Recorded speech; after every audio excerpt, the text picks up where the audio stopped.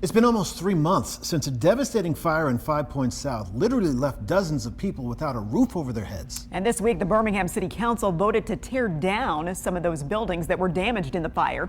WVTM 13's Aaron Llewellyn is joining us now, live and local. Aaron, a lot of the folks who used to live there say it'll be hard to see those buildings go.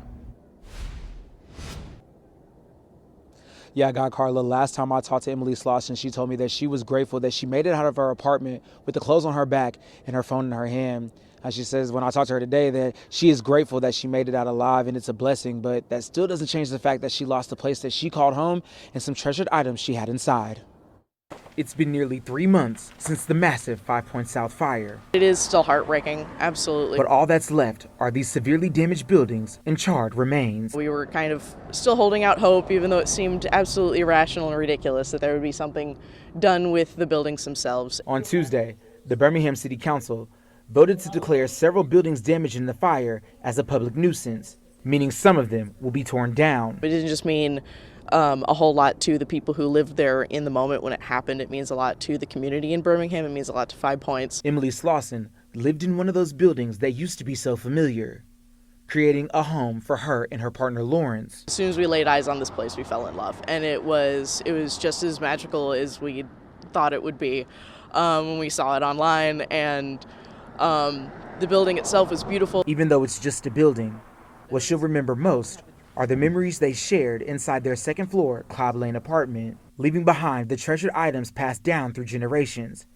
and some they created together as artists. It's just a complete loss, and it's been really, really rough on everybody. For weeks now, Slauson says she tried to get back inside the building to get anything she could.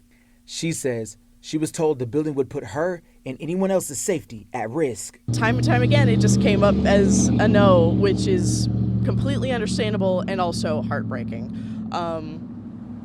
So what I was telling myself and everybody around me was I'm going to not take no for an answer for as long as I possibly can. That fight came to an end on Thursday when the company that owns the building gave her the devastating news.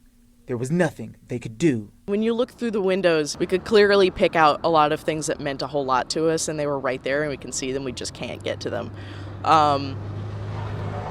And we're gonna miss all of that quite a bit. Through it all, Slaw says she still hopes something beautiful will come from her and so many others lost. I just really hope that after they demolish it, that the city and whoever's in charge decides to do something really wonderful with it, because that's what it deserves. Now, when that fire first happened, we were told that there were 4 buildings that were damaged, and one of them was deemed a total loss. As for the other 3, we were told that it is likely that they would be a total loss too, but we never had that confirmed by the Birmingham Fire and Rescue Department. Now, at this point, the city says that it is still unclear how many buildings will be torn down. Live here in Birmingham, Aaron Llewellyn, WVTM 13.